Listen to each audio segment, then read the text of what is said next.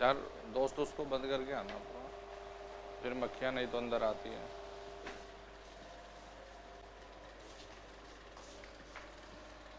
और जी बढ़िया, आप पढ़ाई वढ़ाई बढ़िया चल रही है?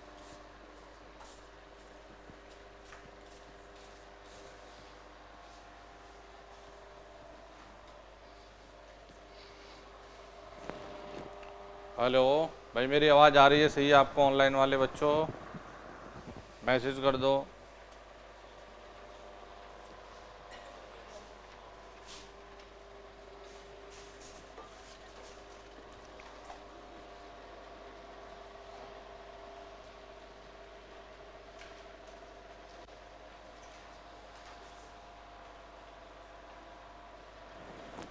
चले फिर शुरू करें।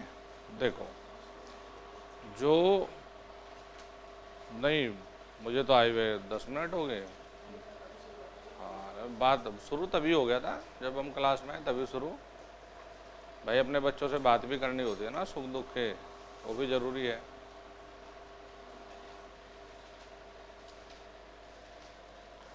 सिर्फ मशीन की तरह पढ़ाना है थोड़ा ही है।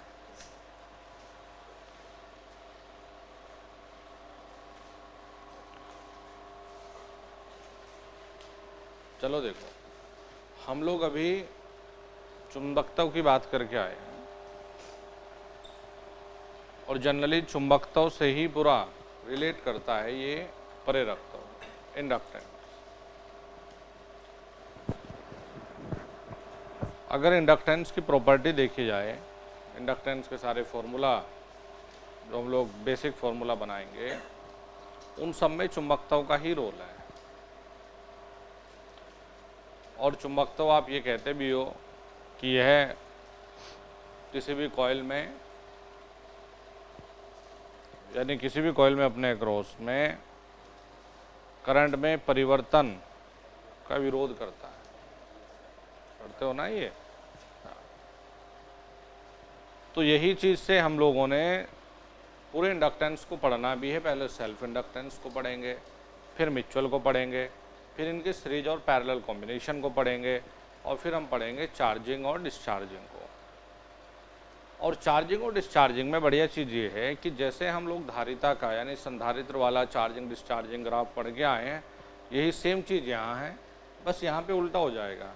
जहाँ हमने वहाँ वोल्टेज का रिलेशन लिखा था, ये यहाँ करंट का रिलेशन होगा। जो वहाँ करंट का था, ये यहाँ वोल्टेज का होगा। तो देखिए, सबसे पहले प्रेरकत्व को जानते हैं कि ये है क्या चीज़। मान लिया हमारे पास में ये दो कॉइल है,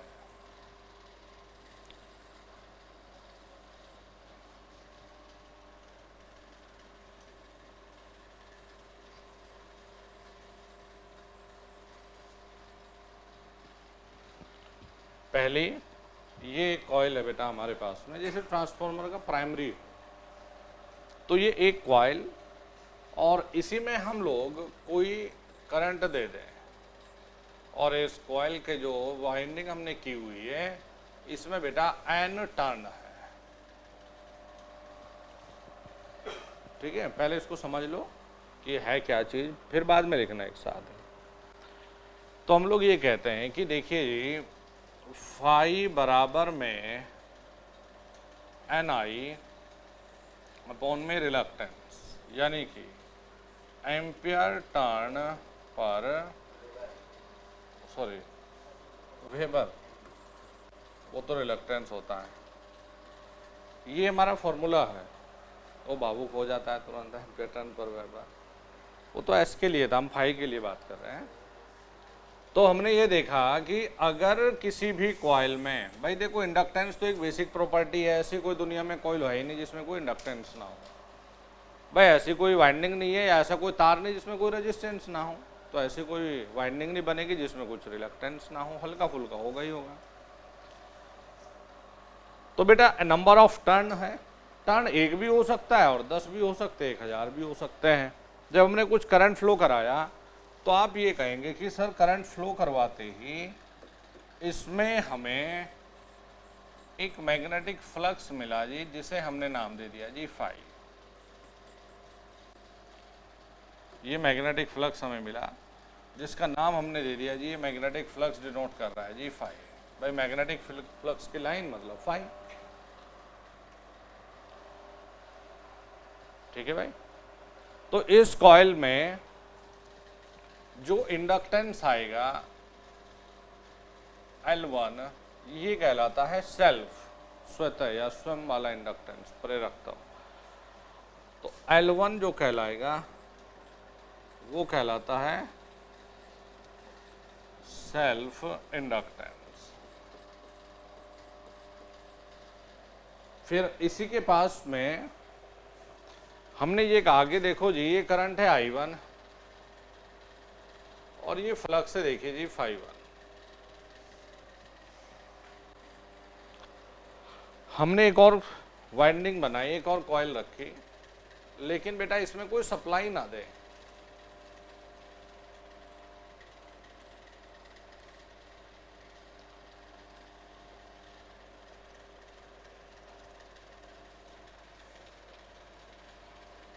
ये रखा हमने,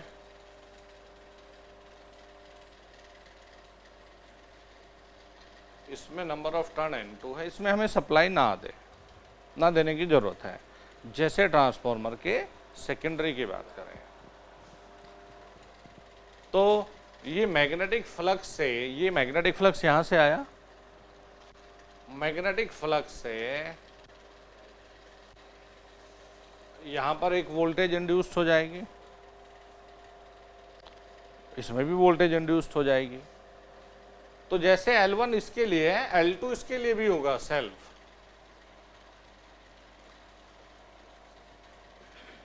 सेल्फ इंडक्टेंस इसके लिए भी था, लेकिन ये जो मैग्नेटिक फ्लक्स यहां से यहां लिंक कर रहा है,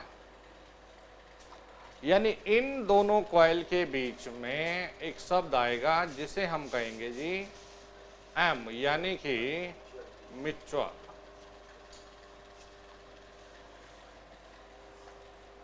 मतलब म्यूचुअल का मतलब किसी पर्टिकुलरली कॉइल से नहीं है। जैसे दो चीजें हैं भाई, इसका अलग अस्तित्व है, इसका अलग, लेकिन ये दोनों के बीच में जो इनको कनेक्ट कर रहा है, या दोनों के बीच में जो मैग्नेटिक फील्ड की लाइंस को दर्शा रहा है, वो क्या है? म्यूचुअल। तो यहां पर जो शब्द है ये बनता है जी म्यूचुअल इंडक्टेंस।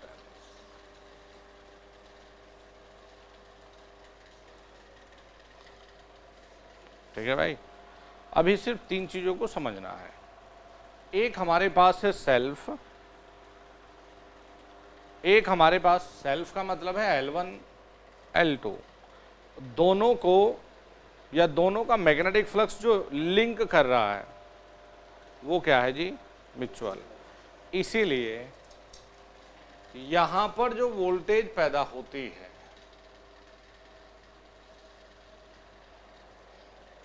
इसे हम लोग कहते हैं स्वतः उत्पन्न EMF या सेल्फ इंड्यूस्ड EMF। मतलब सेल्फ इंड्यूस्ड EMF का ये मतलब होता है भाई, जो कॉइल है जिससे फ्लक्स उत्पन्न हुआ है उसी कॉइल में वोल्टेज का उत्पन्न होना। अब देखो यार, फ्लक्स तो इसका है, फ्लक्स इसका है, लेकिन वोल्टेज इसमें उत्पन्न करे, जैसे ट्रांसफार्मर का सेकेंडरी। तो ये जो वोल्टेज यहां उत्पन्न दिखेगी, ये वोल्टेज है जी म्यूचुअल इंड्यूस्ड EMF। इसे लिखा भी जाता है कि ट्रांसफार्मर म्यूचुअल इंडक्शन के नियम पर कार्य करता है। ठीक है जी। तो जब हम कोई भी कॉइल डिजाइन करते हैं, बनाते हैं, तो जैसे हमने कहा कि हमें तो सेल्फ इंडक्टेंस या प्रेरकत्व की परिभाषा बताइए।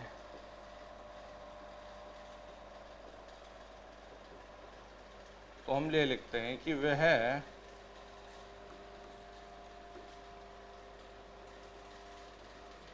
किसी भी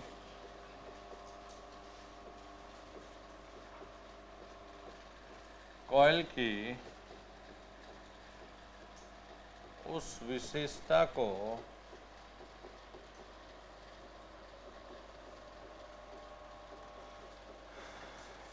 दर्शाता है जो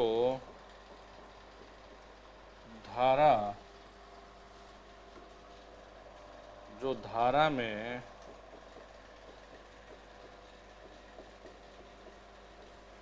परिवर्तन का विरोध करती है। जो ओरिजिनल है कि भाई ये क्या करेगी, धारा में परिवर्तन का विरोध करता है। तो हमने यही लिखा कि देखिए जी, शुरुआत यहीं से करते हैं।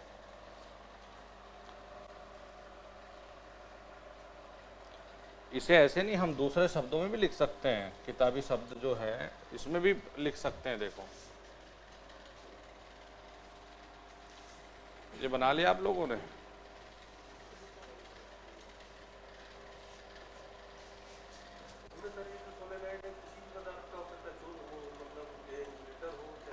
नहीं नहीं, सोलेनोइड तो हमेशा चुंबकीय पदार्थ का ही होता है ना। हाँ, फिर चुंबक तो आएगा कहाँ से? चुंबकीय का ही बनेगा, लोहा, निकेल, कोबाल्ट, ये सब का ही बनता है। 2 पेज वो तो जन्मसिद्ध अधिकार है शुरुआत से ही, उसमें तो कोई कहने की बात ही नहीं है।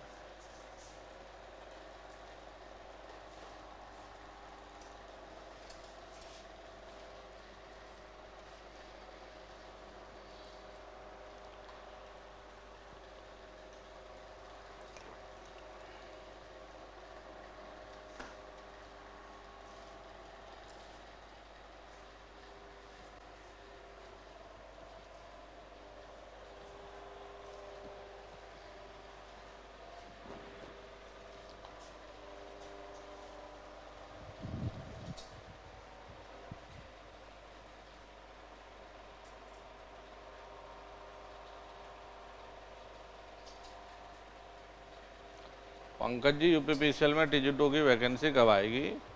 कल बात हुई थी, जल्दी आएगी।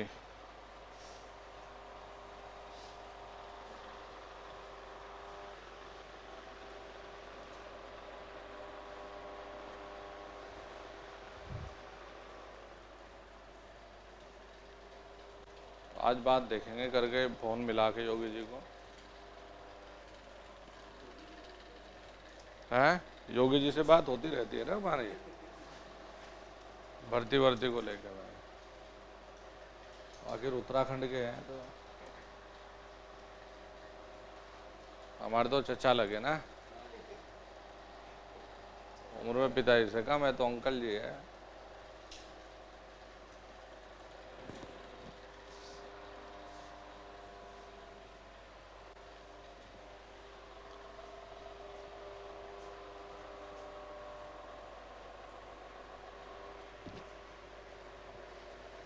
गढ़वाली समझ आती है उन्हें,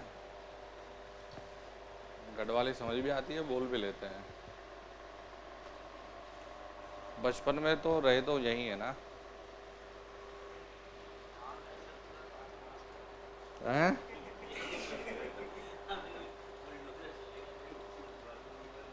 नहीं यार, पूरे विश्व में अलग पहचान है उनकी, ऐसा नहीं है।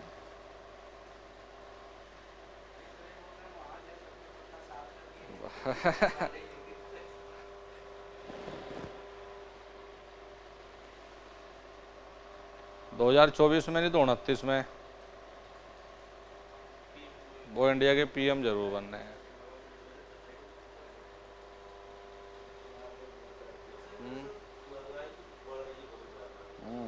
हाँ, 1-2 चीज़ों पे थोड़ा ध्यान देने की जरूरत है ना।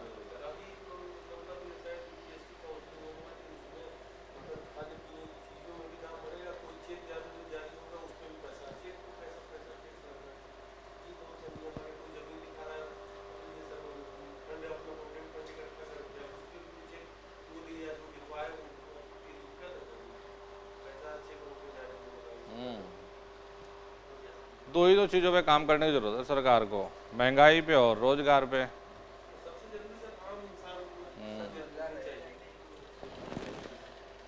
दो चीज़ों पे बस ध्यान देने की जरूरत है, फिर कोई दिक्कत नहीं है, सब बढ़िया चल रहा।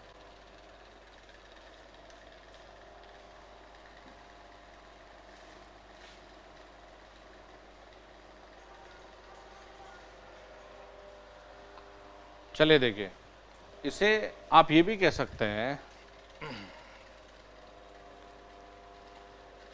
हमने लिखा L कि किसी भी कॉइल में धारा परिवर्तन का विरोध कर रहा है। अच्छा जी, तो यहां से हमें मिल जाता है कि E बराबर में, तो किताब में आपको डायरेक्ट ये लिखा मिलेगा, वैसे होता क्या है, E समानुपाती di बाई dt।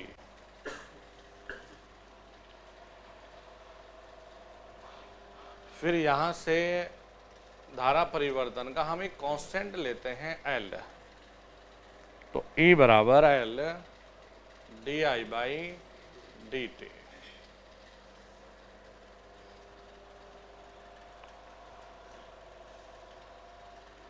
तो E बराबर L di बाई dt मिला बेटा हमें। जरा हमें यहां से ध्यान ये देने की जरूरत है, हमें तो सेल्फ इंडक्टेंस सेल निकालना है। यहां से L बराबर में E बटे di बाई dt आ जाएगा भाई।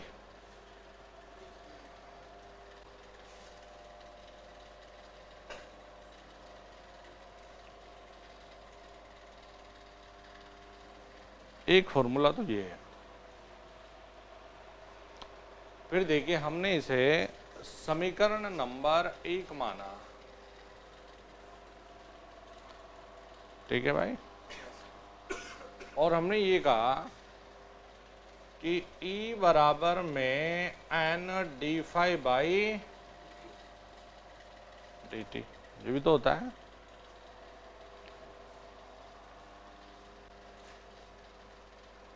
E बराबर में d by D T, L तो कांस्टेंट है, तो अगर आपने यहां लिख भी दिया तब भी आपने बाहर ही लाना है इसे। इसी तरीके से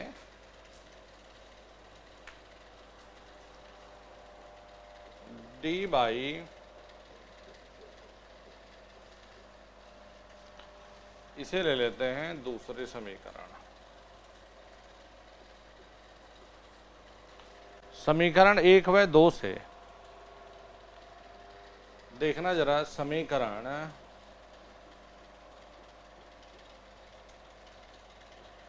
1 व 2 से बेटा Li बराबर में n फाई आ गया। अरे बाकी तो चीज वही है, E ही तो है दोनों, तो हम क्या लिख सकते हैं, Li बराबर n फाई।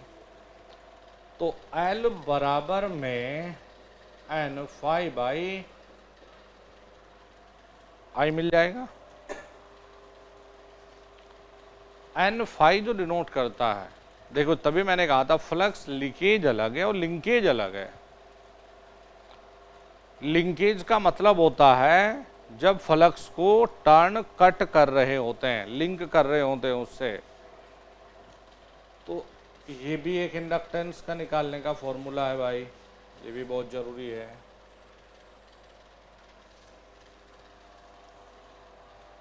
तो हम लोग लिखते हैं कि L समानुपाती किसके हैं,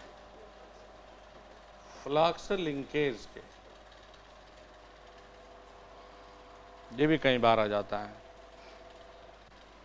तो ये हमारा इलेक्ट्रिकल में ट्रांसमिशन लाइन में इस्तेमाल होता है। एक फॉर्मूला हमने ये लिखा है, अभी आगे बढ़ेंगे, एक हमने ये लिखा है, लिखना जरा जल्दी से एक बार।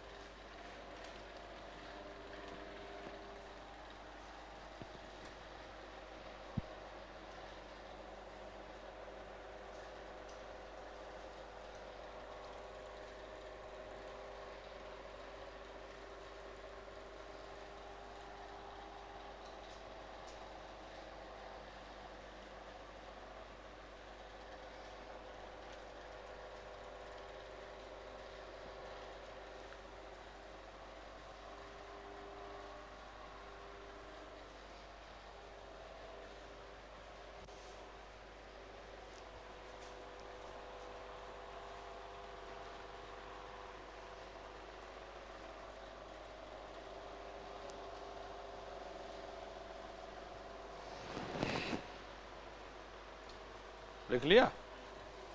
ज़्यादा मुश्किल तो नहीं हो भाई, यहाँ तक नॉर्मल सा ट्रैक है। अब देखो, मैंने इसलिए डायरेक्ट फॉर्मूले नहीं दिए, एक स्टेप बाय स्टेप चलते हुए आए हैं। देखो, हमने L बराबर N∅/I सीखा है अभी तक। एक हमने ये पढ़ा है, ये हमारा यहीं से I बराबर L/dt से। लिख ला भाई राकेश बाबू।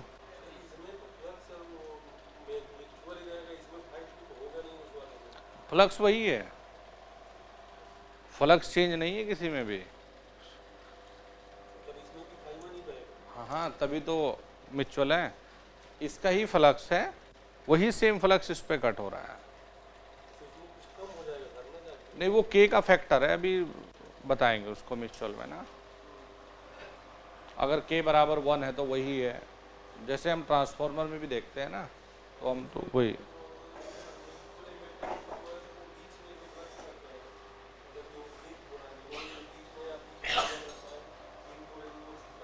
देखो, जैसे दो मैग्नेट है, दो मैग्नेट को एक दूसरे के पास में ले आए, तो एक सेल्फ इसका भी है, सेल्फ इसका भी है, लेकिन दोनों के आपस में जो मैग्नेटिक फील्ड लाइंस इंटरलिंक हुई है वो म्यूचुअल को दर्शाता है।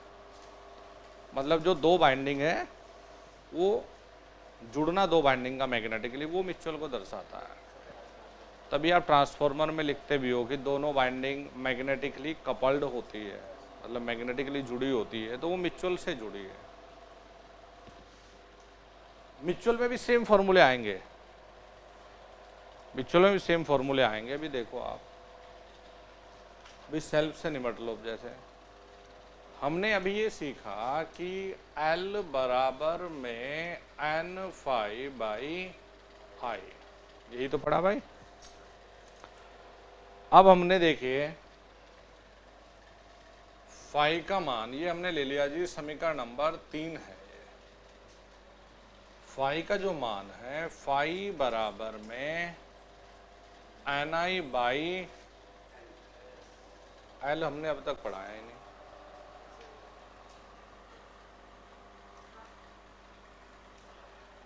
फाई बराबर L कैसे है? फाई बराबर तो Li/N होता, अगर सूत्र से भी देखते हैं।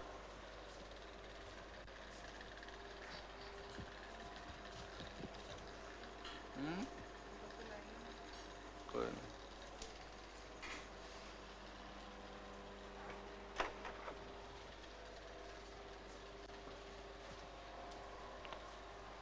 यही होता है भाई। अच्छा जी, और साथ में आप ये भी सीखते हैं कि Ni/S का जो मान है 1/μL/A,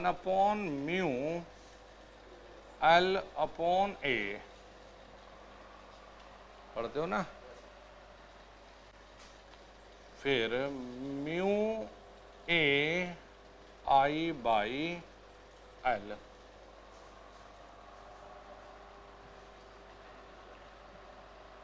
यही तो पढ़ते हो।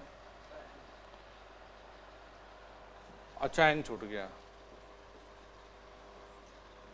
μA/Ni, हाँ, फाई का मान आ गया भाई। ये हमने कहा कि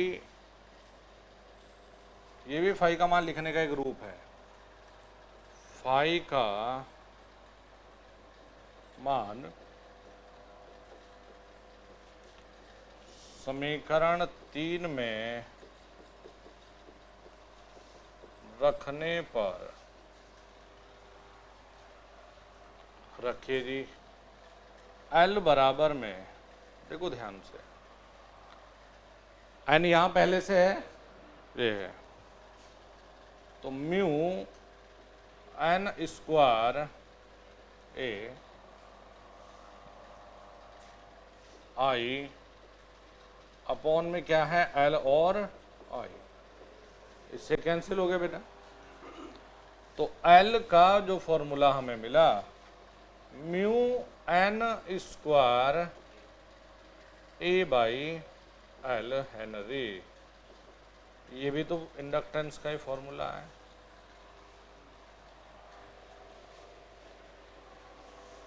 ठीक है भाई, तो ये भी बहुत जरूरी सूत्र है।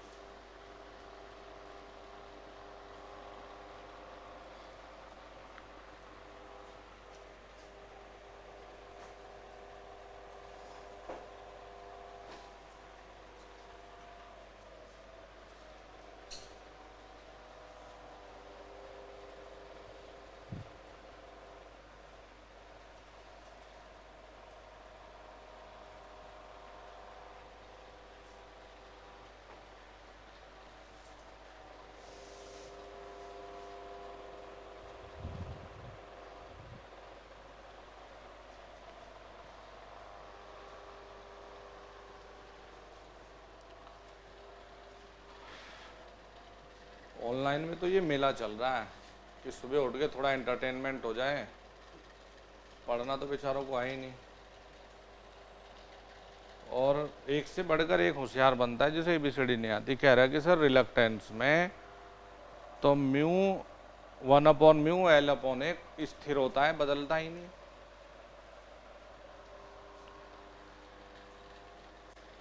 अरे रेजिस्टेंस में एल ए ये कभी स्थिर हो सकता है भाई? फिर तो दुनिया में हम फॉर्मूला पढ़ ही क्यों रहे? फिर तो फिक्स कर दे कि भाई रिलक्टेंस इतना है।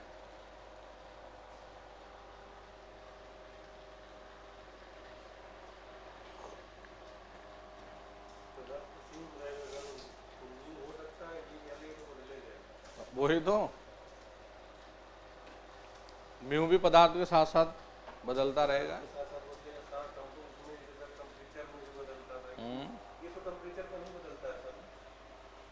रिलेशन ही नहीं बनाते इसका टेम्परेचर के साथ में। इसमें टेम्परेचर से इसलिए रिलेट नहीं करते कि इसमें क्यूरी टेम्परेचर दे दिया, कितने पे जहाँ पे कोई भी चुंबक तो मटेरियल पैरामैग्नेटिक में बदल जाना है।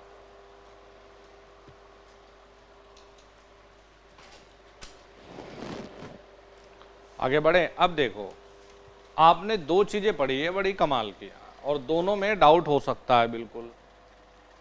L बराबर में N∅/I पढ़ा देखो एक फॉर्मूला। दूसरा फॉर्मूला आपने साथ में ये पढ़ लिया, μN² A/L। ये भी तो पढ़ा है यार।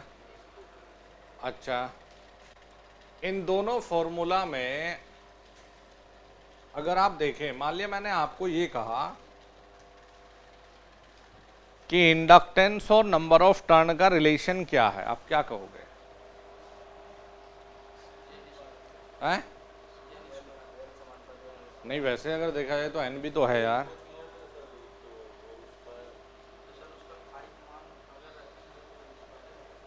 नहीं समझे नहीं यार अब बात।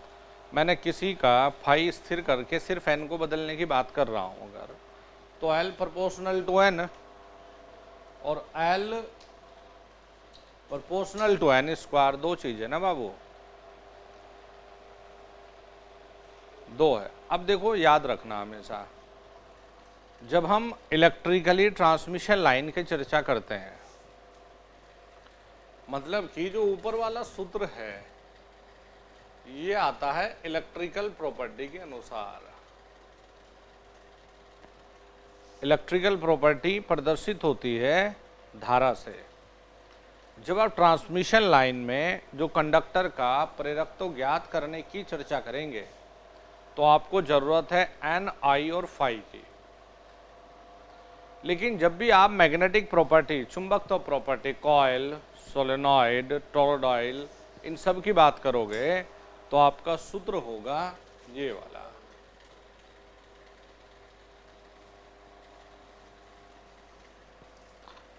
तो जब भी एग्जाम में आपको पूछा जाए कि अगर एग्जामिनर ये कह रहा है, देखो सवाल को भी निपटा लेते हैं ना भाई, इस वाले का आने का चांस कम है, लेकिन फिर भी एक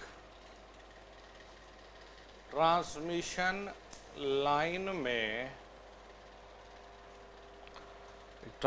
लाइन में टर्न व प्रेरकत्व के बीच क्या रिलेशन या संबंध होता है। तो ट्रांसमिशन लाइन लिख दिया तो भैया एल प्रोपोर्शनल टू एन मेरे बच्चों ये करना है। लेकिन पेपर में जो आएगा और जिसकी सबसे ज्यादा उम्मीद है ये है, ये देखो ध्यान से, हमने कहा कि एक वाइल में टर्न की संख्या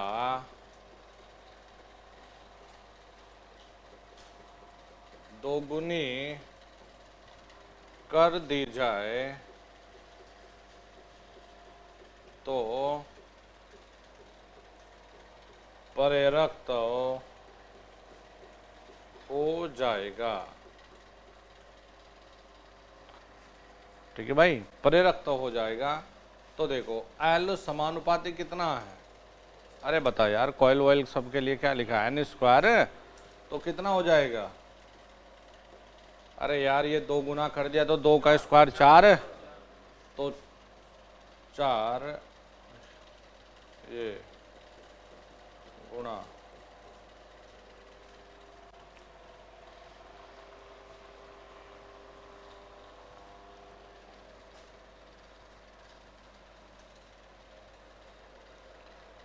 ठीक है भाई। अब इंडक्टेंस के तीनों फॉर्मूले पढ़िए जरा।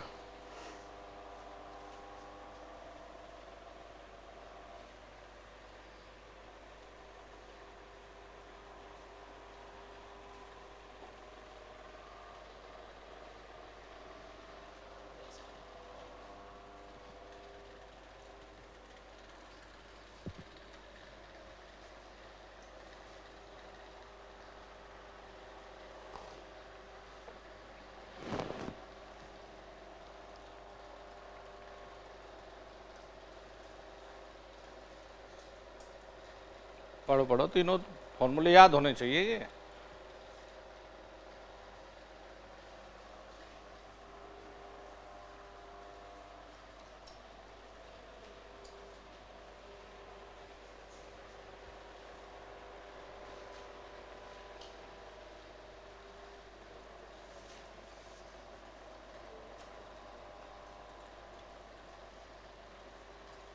आगे चले भाई यहां से। देखिए जी, अब हमने जो सूत्र सीखा है, ये सूत्र हमने पढ़ा कि L बराबर mu N square A by L, ये तो पढ़ा। इसे बेटा हम ये भी लिख सकते हैं कि L बराबर N square 1 upon mu L upon A, जो नीचे से ऊपर पहले सॉल्यूशन में लेके गए थे। तो 1 upon mu L upon A क्या कहलाता है, रिलक्टेंस। तो एल बराबर में N square by S henry. ठीक है, अब देखो यहां से, मतलब पुरानी चीज कुछ याद करो मैग्नेटिज्म के। बेटा आप ये लिख सकते हो क्या बच्चों की L inversely proportional to S, लिख सकते हो। हमने एक दिन प्रॉपर डेरिवेशन की थी, अरे डेरिवेशन की थी, जिसमें हमने कहा था कि जो ये एस है इसकी यूनिट हेनरी इनवर्स है। ठीक है जी, तो देख लो हेनरी इनवर्स आएगी, अगर ये एल की हेनरी है तो इसकी कितनी आएगी, हेनरी इनवर्स आएगी। तो इंडक्टेंस और रिलक्टेंस का रिश्ता जो बनता है वो एक दूसरे के साथ में इनवर्सली प्रोपोर्शनल बनता है। ठीक है भाई, तो लिखो जी, हो गया कंप्लीट। हाँ, अगर ट्रांसमिशन लाइन की बात करेगा तो एन मान के ही आंसर करना है, होता भी ये नहीं नहीं देगा तो ये ना, नॉर्मल में, कॉइल में, सोलेनॉइड, इन सब में यही करना है। स्पेशली अगर ट्रांसमिशन लाइन लिखेगा ना तो तब ये इसके साथ जाएगा। करेंगे भी परफॉर्मेंस ऑफ ट्रांसमिशन लाइन में, पढ़ते भी है ये सूत्र।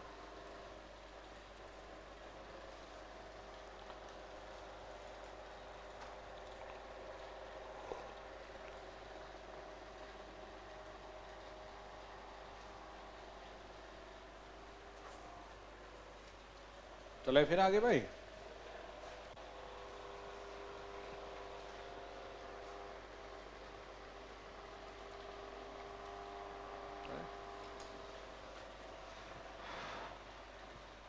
ले भाई लिख लो।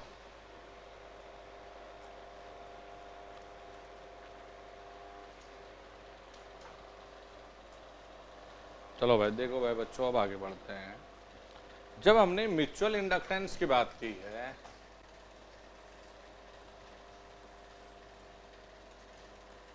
म्यूचुअल इंडक्टेंस की अगर बात करें, देखो ये फॉर्मूले ईमानदार से बताओ याद है आपको? अरे सेल्फ वाले याद है तो मानो म्यूचुअल वाले सब याद है भाई। इसीलिए अपना कम चीज़ों को याद रखो जिससे डाटा ज़्यादा कवर हो जाए। सेल्फ वाले याद हो गए तो इनको लिखने की आदत बनाएं। देखिए हम लोग ये कहते हैं कि किसी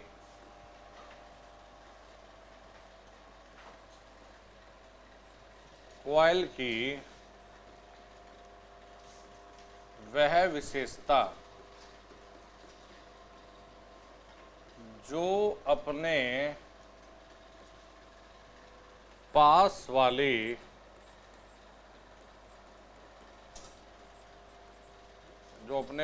वाली कॉइल में धारा के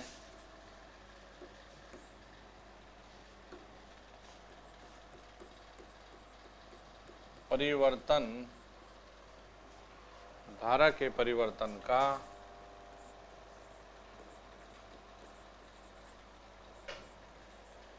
विरोध करती है,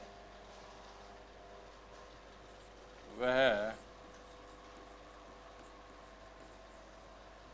म्यूचुअल इंडक्टेंस कहलाता है।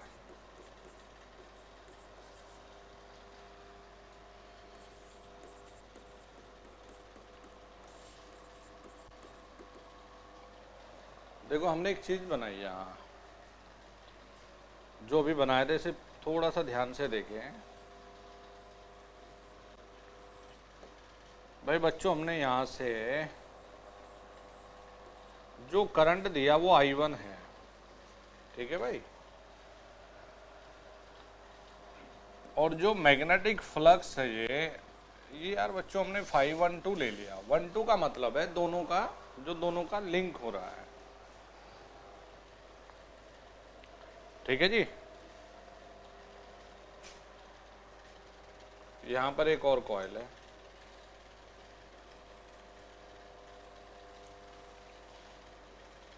इस कॉइल में नंबर ऑफ टर्न N1 है और इसमें बाबू N2 है, ठीक है। देखना आप किस तरीके से म्यूचुअल इंडक्टेंस को लिखेंगे। यहां जो वोल्टेज आएगी म्यूचुअल इंडक्टेंस के कारण आएगी भाई। फ्लक्स इसका उत्पन्न इसमें कर रहा है, म्यूचुअल हो गया। ये बताओ आपने जो चीजें सीखी हैं, EM बराबर में या EM समानुपाती, ये कौन से करंट से आया है? अरे कौन से करंट से यार? पास वाली कॉइल के करंट से ही तो आया है। तो आप लिखेंगे जी phi1/dt म्यूचुअल में। तो जिस प्रॉपर्टी के कारण है, यहाँ कांस्टेंट पहले क्या था सेल्फ L, अब क्या है म्यूचुअल, तो di1/dt।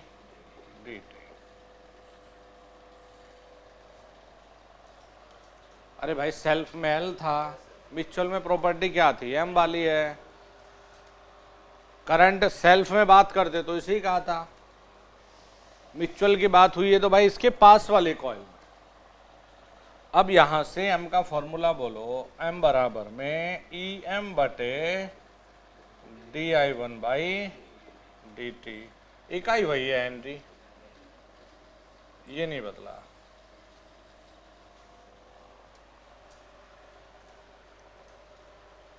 कुछ अलग है क्या भाई? अब दूसरा फॉर्मूला भी लिखो। देखो आपने दूसरा एक फॉर्मूला L बराबर में N∅I लिखा है यार। तो देखो दूसरा जो फॉर्मूला है, M बराबर में टर्न तो N2 है, फ्लक्स कौन सा है? अरे बोलो 512 है, करंट कौन सा है? I1। तो एक फॉर्मूला ये है।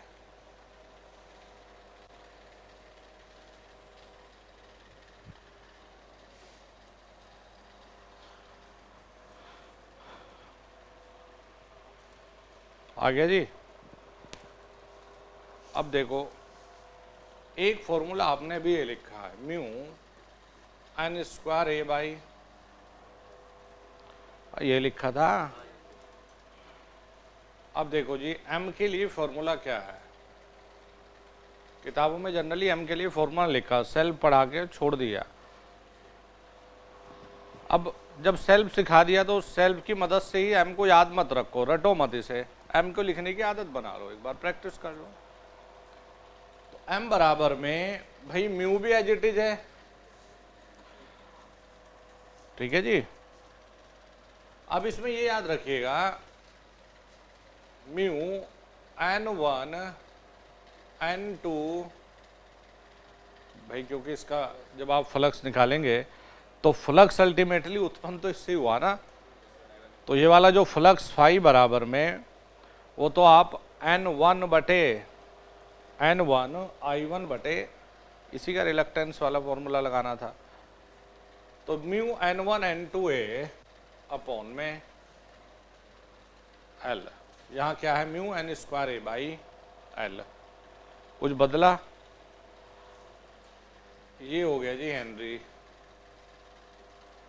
अब m बराबर में आप ये भी लिख सकते हो n1 बटे n2 बटे रिलक्टेंस, ये हेनरी। मतलब सेल्फ के फॉर्मूला को याद करो और उनसे म्यूचुअल को लिख लीजिए। अब देखो, जब क्लास शुरू हुई तो आपने एक जिक्र किया था कि कितना मैग्नेटिक फ्लक्स, एक शब्द लेते हैं हम लोग। देखो, दो कॉइल है, अगर ये दोनों कॉइल आपस में पूरे मैग्नेटिक फ्लक्स को लिंक कर रही हूं, एक दूसरे के पूरे मैग्नेटिक फ्लक्स को इंटरेक्ट कर रही हो, तब तो बहुत बढ़िया। हम कहेंगे कि अगर यहां से फाई भेजा तो उस पर फाई ही लिंक किया, ठीक है। लेकिन ये भी हो सकता है कि भाई यहां से हम फाई भेजें लेकिन इस तरफ फाई ना मिलके हमें 0.95 मिले, ठीक है। ये भी हो सकता है कि इधर से हम 10 भेजे, इधर से हमें 8 मिले। भाई 10 भेजेंगे इधर, 10 से ज़्यादा तो नहीं मिलेगा ना हमें, या तो 10 मिल सकता है या उससे कम मिल सकता है। तो इस चीज़ को हम लोग प्रदर्शित करते हैं, देखिए के से। के का मतलब होता है कोफिशिएंट ऑफ कपलिंग। कपलिंग का मतलब होता है दो चीजों को आपस में जोड़ना, कपल करना। जैसे ट्रैक्टर पे पुली लगी है भाई, उसके साथ हमें कोई मशीन को लगाना है, वो कपल्ड है। मोटर के साथ कोई मशीन लगाना है तो वो कपल्ड है। तो दो चीजों को जोड़ने को प्रदर्शित करता है कपलिंग होना।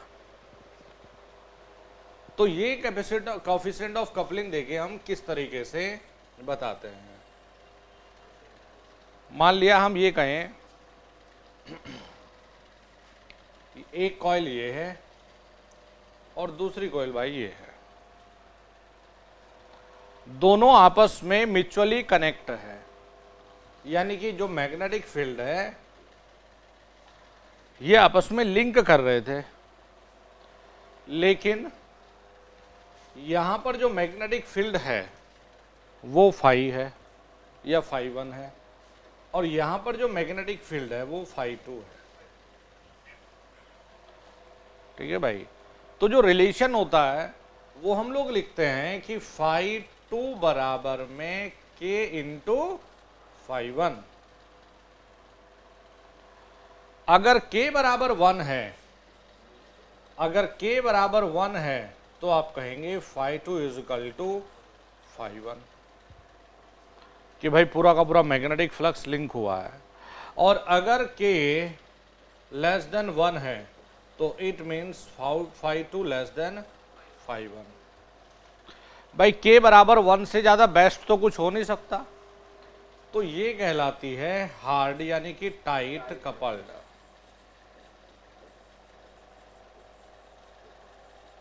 और ये कहलाती है ढीली यानी कि लूज कपलिंग।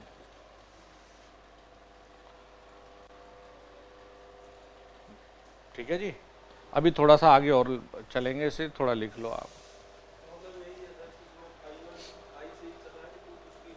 हाँ, पूरा भी हो सकता है और इससे कम भी हो सकता है।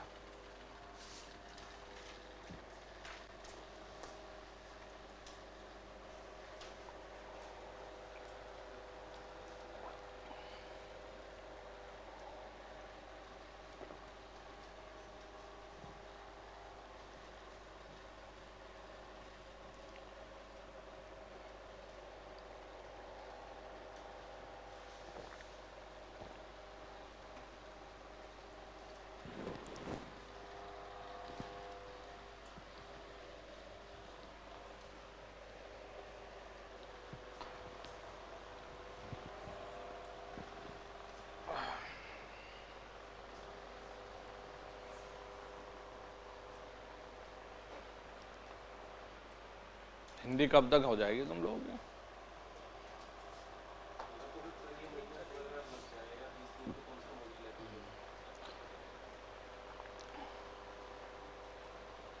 अरे जिम ज्वाइन करना था यार मुझे, सुबह का टाइम ना।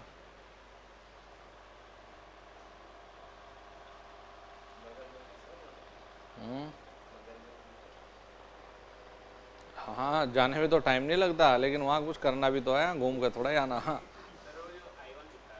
हाँ। कौन सा? हाँ, सेकंड में? नहीं, फर्स्ट वाले हैं।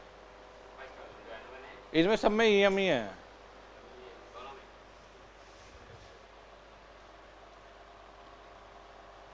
करंट तो उसी का परिवर्तन था ना।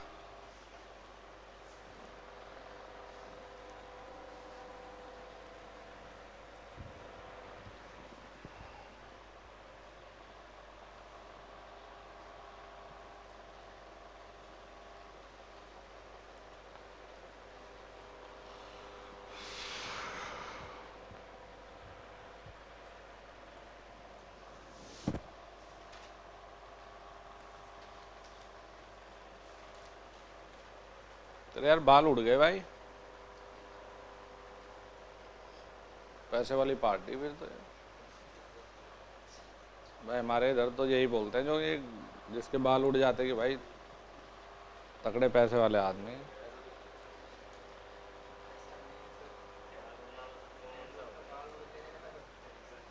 नहीं नहीं, वो तो बात ठीक है, बोलते हैं मतलब ऐसा ना। सही बात है, मोटिवेट होने के लिए कुछ तो हो जीवन में।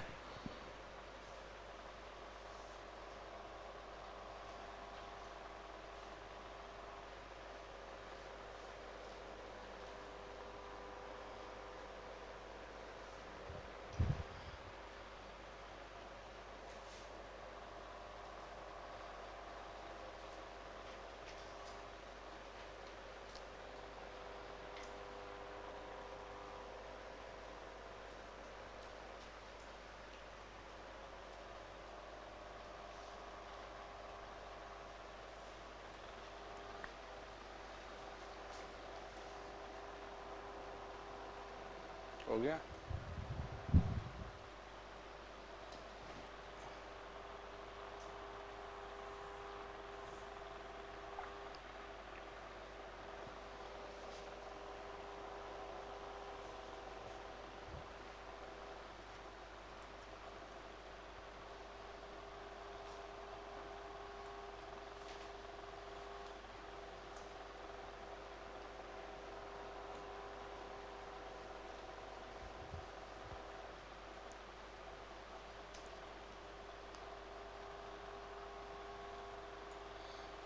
चलें जी, देखो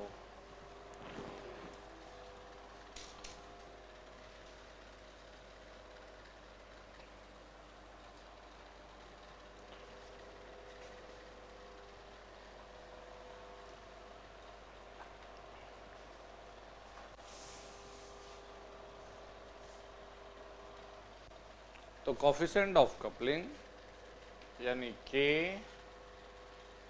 एम L1 और L2, इनके लिए एक फॉर्मूला आता है भाई,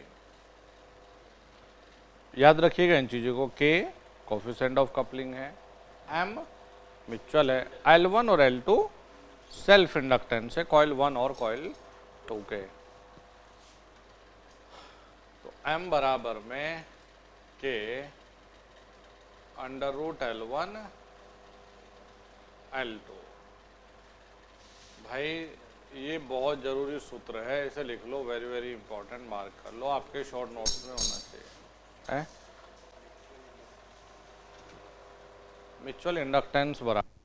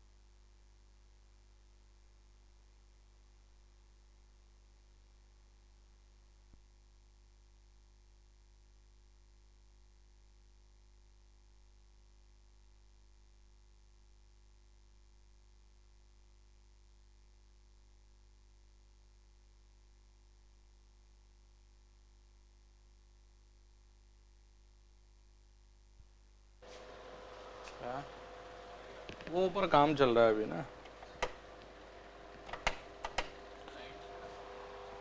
नहीं नहीं, ये पानी यहाँ से आ रहा है, इन्होंने ऊपर का जो बनाया ना ये कैंटीन वाला, तो उसमें इन्होंने पोल खड़े किए थे,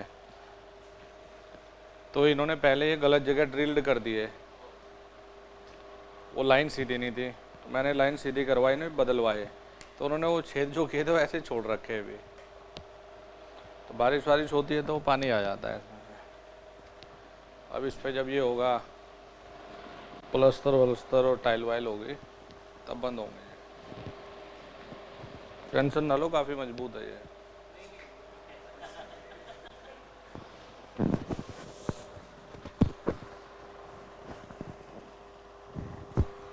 इसमें सिर्फ यहाँ से जितना ये ऊपर दिख रहा है ना, इससे ज़्यादा ज़मीन के अंदर है। और एक कॉलम में इसमें 7 क्विंटल सरिया है, सिर्फ यहाँ से वहाँ तक, तो टेंशन लेने की ज़रूरत नहीं है, ऐसे बेफिक्र हो। हाँ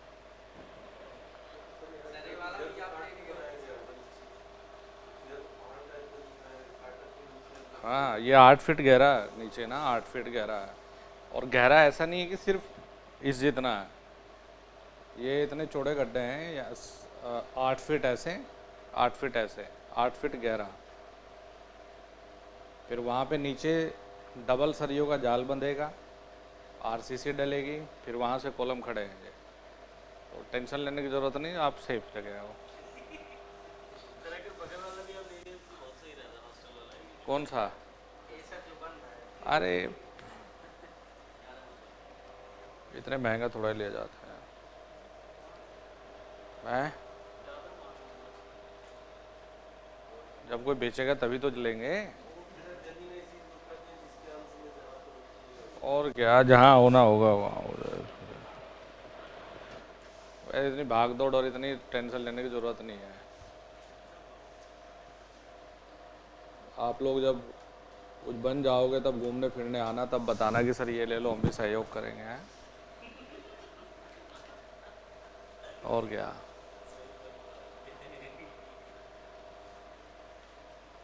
आए वैसे भी काफ़ी एरिया, 1 बीघा है ये पूरा एरिया ना, इसमें एकेडमी है। और ये जो दीवार है, ये दीवार 2.5 फीट चौड़ी दीवार है ये, मतलब ये कॉलम तो अलग है, इससे आरसीसी है वो पूरी, और उधर फिर 9 इंच की दीवार है, ताकि ये गिरे ना कभी भी इधर को। और ये पीछे भी जो दीवार है 1.5 फीट का सिर्फ आरसीसी है इसमें ऊपर तक। जहाँ किस्मत में होगी एकेडमी की वहाँ। अब एकेडमी में हमारी अकेले किस्मत तो चलती नहीं।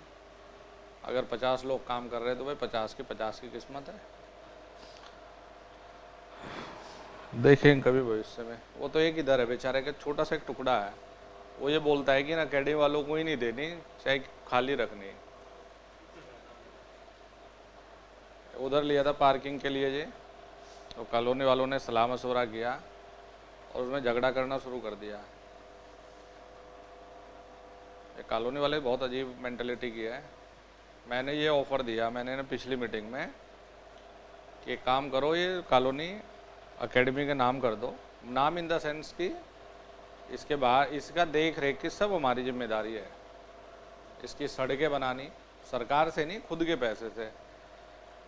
इसे पूरे कैमरे से कवर करना, इसमें फूल लगाना, भाई जब भी त्यौहार आते हैं फंक्शन करना, एक वेल मेंटेन, और उधर से एरिया से तार बाड़ करके पूरी सिक्योर करना, बाहर गेट लगाना, सिक्योरिटी गार्ड बैठाना, ये सब हमारी एकेडमी की रिस्पॉन्सिबिलिटी है।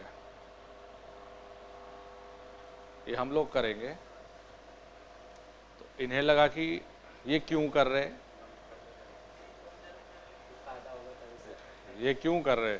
हमारा सिर्फ ये था, मैंने कहा कि जाना जाए एक जगह को, भाई इंजीनियर एकेडमी कॉलोनी है और वेल प्लान और वेल मेंटेन कॉलोनी है।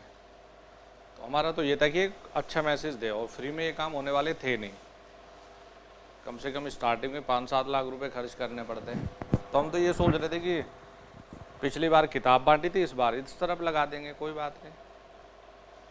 तो इन्हें बेचारों को लगा पता नहीं क्या इसमें कौन सी स्कीम है इन पे ऐसी, ऐसा ये बोल क्यों रहे, इतनी अच्छी बातें क्यों कर ली। तो कुछ ने तो मना कर दी, ना जी ना, ऐसा नहीं करेंगे हम।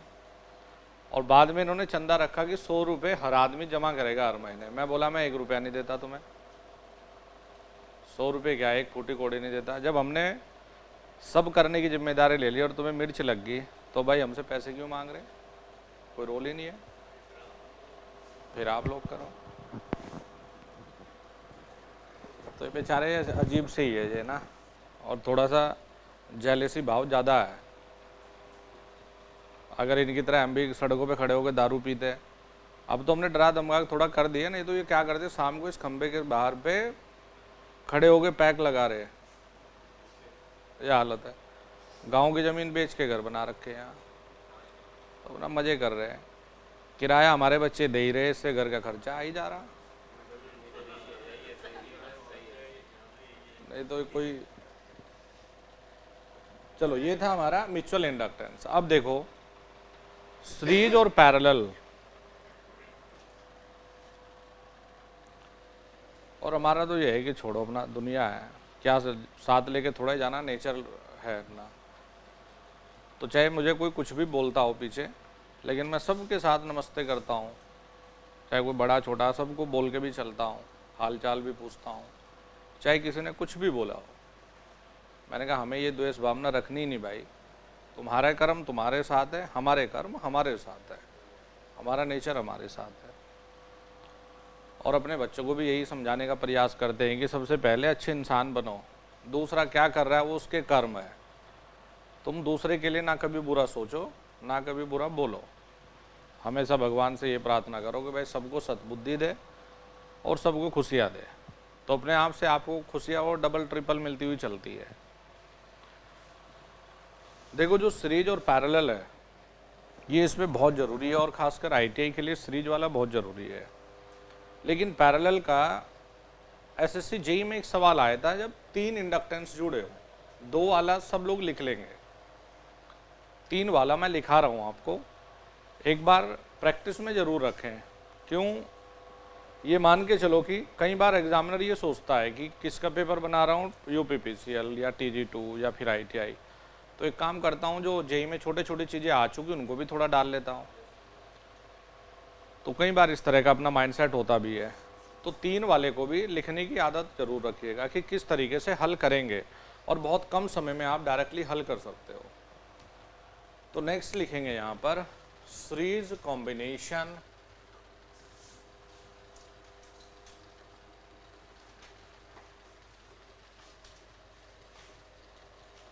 इंडक्टेंस।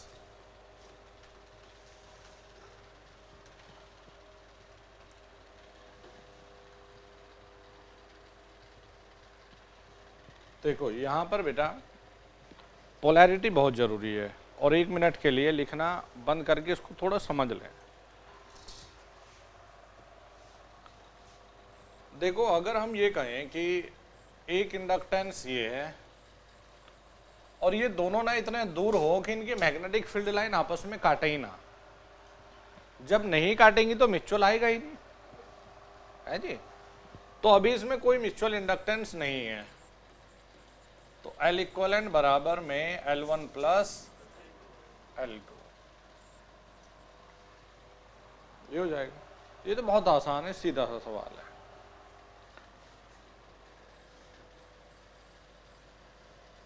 देखो ये डॉट प्रदर्शित करती है सेंस ऑफ बाइंडिंग, बताऊंगा अभी। सेंस मतलब बाइंडिंग का मतलब कि बाइंडिंग किस तरीके से लपेटी गई है, किस तरीके से की गई है।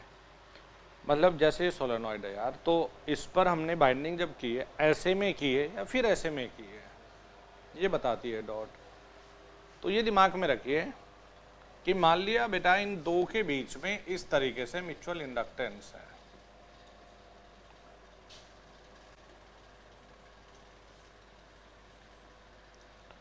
ठीक है, म्यूचुअल इंडक्टेंस M है। तो आपको ये समझना है, हमेशा छोटा सा ये कष्ट करना है कि जो ये डॉट है, इस डॉट से आप एरो मार्क कर दीजिए। मतलब इस डॉट से स्टार्ट होता हुआ ये अपना एरो मार्क कर दिया ये बाइंडिंग की तरफ भाई, ठीक है भाई। अगर इनकी दिशा सेम आती है, मतलब किताब में जैसे करंट डायरेक्शन से हैं, लेकिन आप लोगों को जल्दी समझ आ जाए आसानी से, वो इस तरीके से बता रहा हूँ आपको। तो जब इनकी दिशा देखिए दोनों की सेम आई है भाई, तो इसको कहेंगे हम लोग जोड़ने वाली पोलैरिटी, ठीक है भाई बच्चों, जोड़ने वाली। और जोड़ने वाली के लिए हमें यहाँ देखो L इक्वलेंट लिखने का तरीका सीखो प्लीज। अभी हमें रटना नहीं है, अभी हमें समझना है यार। ये तो 2 के लिए हो सकता है, 3 के लिए पूछ लें, 4 के लिए पूछ लें, तो लिखने का तरीका देखिए। सेल्फ तो L1 प्लस L2 होगा, पहले वाले पे दूसरे से कितना इंडक्टेंस है M भाई, पहले वाले पर दूसरे से कितना है M, और जोड़ने वाली है तो प्लस लगाना है।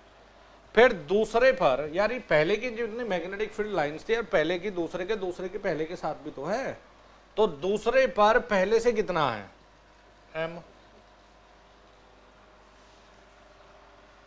ठीक है।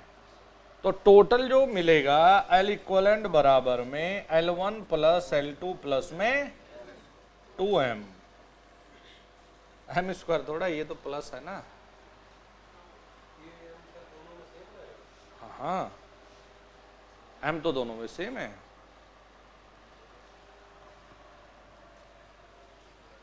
ये तभी तो म्यूचुअल दिया है, म्यूचुअल इंडक्टेंस। अब देखो जैसे जरूरी नहीं कि जोड़ने वाली इसी तरीके से आए, देखो ऐसे भी तो हो सकता था, जैसे ये डॉट है, ये डॉट है, तो हमने कहा इस डॉट से वाइंडिंग की तरफ को एरो खींचो, तो यहां से इस तरीके से खींचोगे वाइंडिंग के, सेम दिशा में आए दोनों, तो ये L1 है, ये L2 है, तो बेटा यहां भी तो जोड़ने वाली पोलैरिटी है, जोड़ने वाली पोलैरिटी है।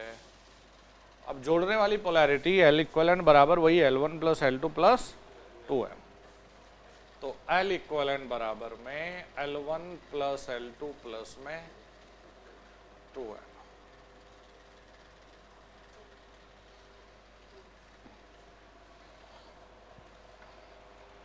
हो जाएगा जी, अरे ठीक है। अभी देखो ये है, ये डॉट है और ये डॉट है, इन दोनों के बीच में हमें म्यूचुअल इंडक्टेंस दिया है, इससे एरो ये और बाइंडिंग की तरफ इससे ये, दोनों एरो विपरीत दिशा में आए हैं। ओके जी,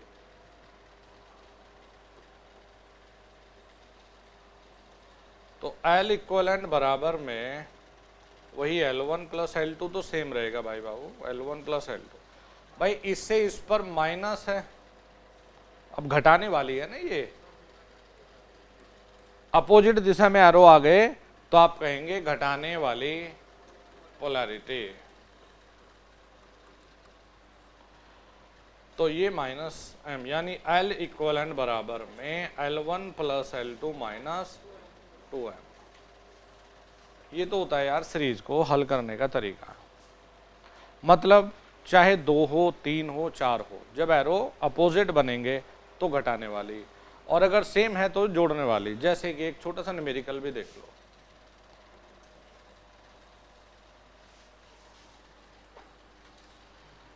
3 हेनरी, 2 हेनरी और 5 हेनरी।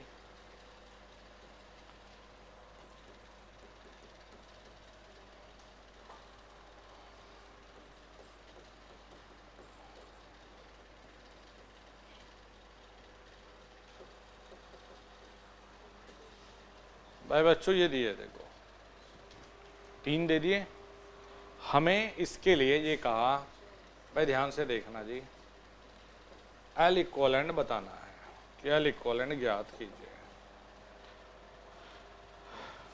पहले हम सेल्फ लिखेंगे, तो L इक्वलेंट बराबर सेल्फ है 3 प्लस 2 प्लस 5 है जी। भाई एरो लगाएंगे तो यहां से इस तरफ, यहां से इस तरफ, यहां से इस तरफ। पहले इन दो के बीच में देखे भाई, जो ये 2 दिया है पहले इसका हिसाब करें फाइनल। इसमें और इसमें एरो सेम दिशा में है तो जोड़ने वाली आ गई। जोड़ने वाली में अभी हमने सीखा है 2m लिखना, देखो वो नीचे था, तो 2 गुणा 2 करेंगे यार बच्चों, हो गया 4 है जी। अब देखें इसके में ये इस तरफ है, ये इस तरफ है, अपोजिट है एरो, तो अपोजिट यानी घटाने वाली पोलैरिटी, तो माइनस के 2m वाला, तो माइनस के 2 इंटू 1, तो माइनस कितने आ गए जी, 2 आ गए। अब आगे बढ़िए, देखिए अब ये 3 हेनरी को देखो, यहां से इसमें एरो ये है और इसमें एरो ये है, अपोजिट है एरो। अगर अपोजिट में एरो है तो घटाने वाली, तो माइनस के 6। भाई 2m ये सिखाया ना, देखो ये जोड़ने में। अब देखो जी, 3 2 5 और 5 10, 4 14, कितने हो गए जी, 5 10, अच्छा ये तो हो गया जी 14, माइनस के हो गए 8 हो गए, तो कितने हो गए जी 6 हेनरी आ गए। कर लोगे 3 वाला भी, मुश्किल तो नहीं है आपके लिए, जरूरी 2 वाला है, लेकिन हमने 3 वाला भी देख लिया जो एडवांस है। लिखो जी, इसको फाइनल करो। है बाइंडिंग के तरीका करने का ना, इसका मतलब दो, देखो सेम दिशा में एरो आने का मतलब है कि इन दोनों वाइंडिंग के करने का तरीका समान है, तो इसलिए जोड़ने वाली है, एक ही दिशा में जाएगा। आप ये भी समझ सकते हैं कि अगर हम यहां से करंट को ले लें तो दोनों में समान तरीके से एंटर करेगा, इसमें भी वाइंडिंग से पहले से और इसमें वाइंडिंग के पहले से, तो इसलिए जोड़ने वाली है। हाँ बिल्कुल, करंट का दिशा बदल जाएगा। हैं? पहचानेंगे, एरो पेपर में थोड़ा ही देगा, ये तो बनाएंगे यार।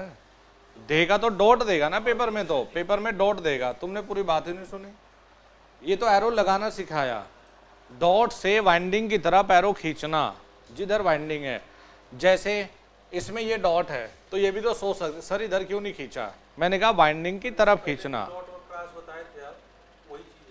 ना ना ना, वो डॉट और क्रॉस कॉर्क स्क्रू रूल में धारा के एंटर करने को और छोड़ने की बात कर रहा था। यहाँ डॉट का मतलब सेंस ऑफ बाइंडिंग है कि ऐसे ही बाइंडिंग की या ऐसे की है, बस ये था।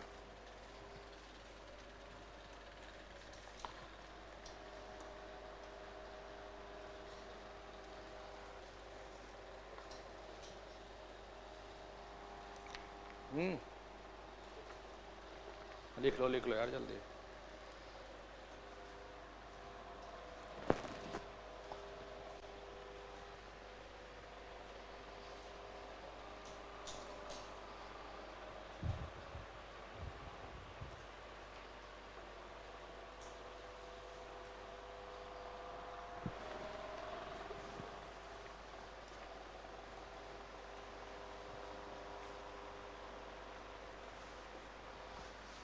देखो जो इधर नीचे जोड़ने वाला है ऊपर भी वो जोड़ने वाला है, तो रिजल्ट बदलेगा नहीं। वो समझाया है तुम्हें कि देखो डॉट ऐसे हो तब भी, डॉट वहाँ हो तब भी, मतलब जब दोनों समान दिशा में होंगे तो मतलब जोड़ने वाली पोलैरिटी है।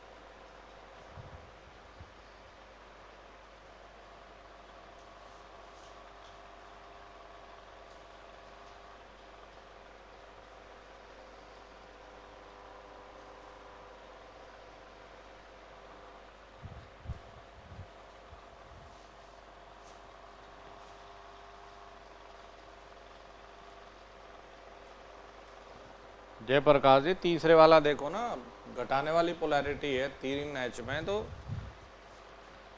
माइनस के 3 × 2 -6।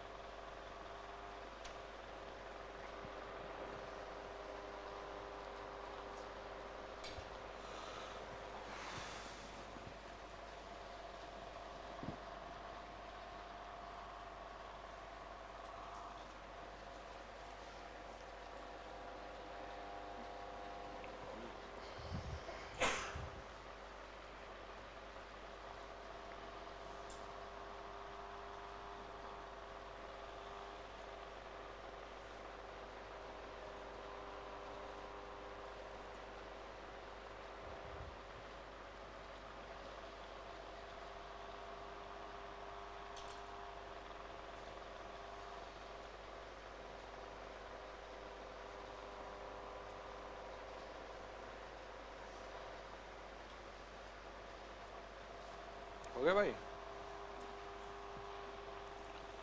हाँ भाई बच्चों, हो गया इतना काम धाम?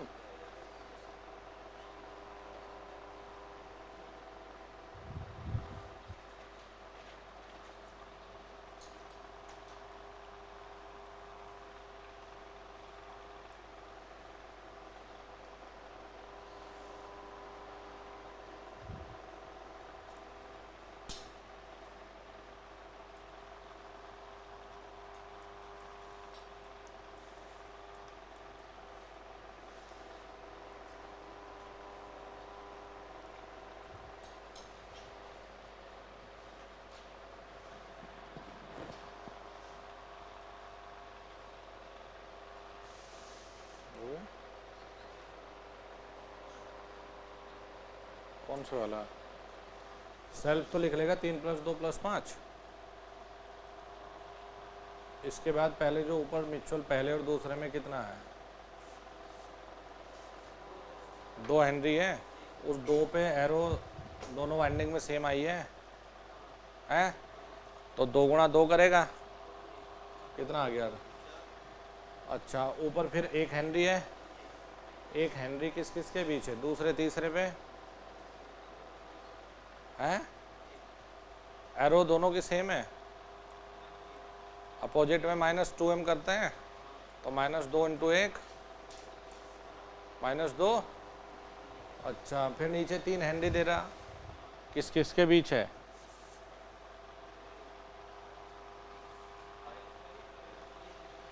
मतलब पहली और तीसरी के बीच है, दोनों पे एरो सेम है। कितना है? एरो अपोजिट है, क्या करेगा फिर?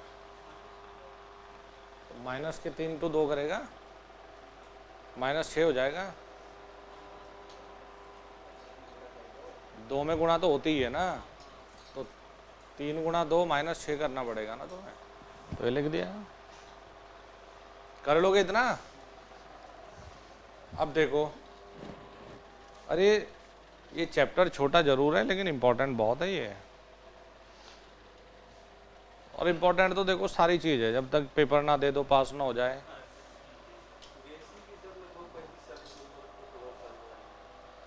हाँ बेसिक ये अब तक जो हुआ ना यही वाला, और कभी कभी ये ज़्यादा भी आ जाता है।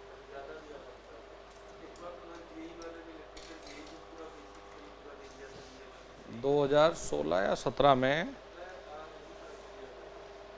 एक बार जेई वाले में ये भी हुआ था कि जेई वाले में कम से कम 70 से 80 सवाल आईटीआई वाले ही दे दिए थे। एक बार ये भी हो चुका है। अरे नहीं नहीं, मैं थोड़ा ही समझ रहा हूँ, मैं कम समझता ही नहीं, मैं तो सारी चीज़ पढ़ाता हूँ तुम्हें। अरे राकेश,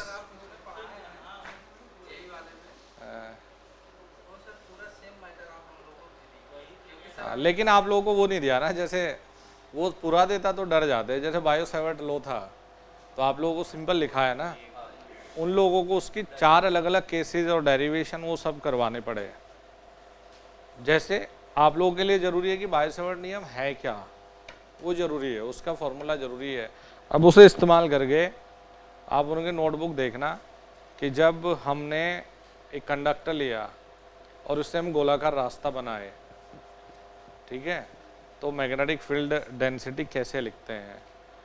एक इनफाइनाइट लंबे कंडक्टर में इससे बिंदु P पर फॉर्मूला क्या आता है। एक वर्लेकार जब कंडक्टर को बनाते और उसके बाहर बिंदु P पर लिखना हो तो क्या आता है। तो वहाँ ये 4 अलग अलग केसेज एक्सप्लेन करने पड़े। नहीं नहीं, तुम लोगों में आएगा तो फिर बात ही क्या रहेगी यार। पेपर दे के आना तुम, देखो ज़्यादा नहीं लेकिन 95% चीज़ें, परसेंट नंबर नहीं, वो चीज़ें आएंगी जो आप लोगों के नोट्स में लिखी होंगी,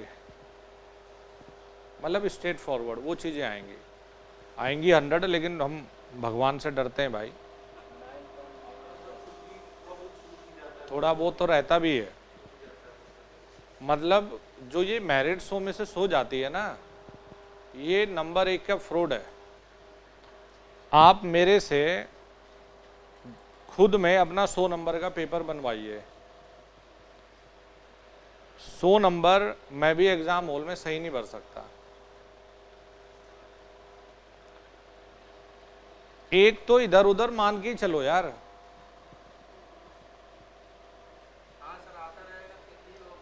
कई बार हो जाती है गलतियां ना एग्जाम हॉल में बैठ के, तो एक नंबर पेपर बनाने वाले का भी मान के चलो,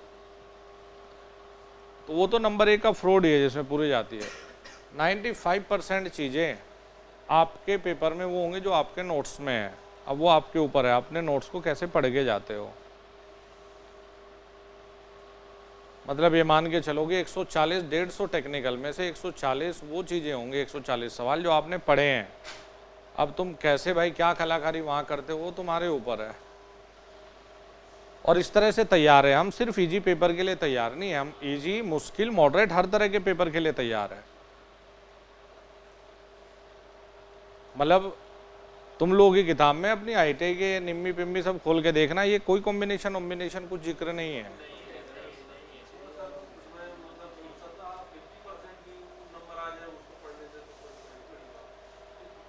मतलब उसमें, और बच्चा वही सोचता है यार पेपर का पैटर्न बहुत डिफरेंट है, डे बाय डे एग्जामिनर भी चेंज करता है अपने आप को ना।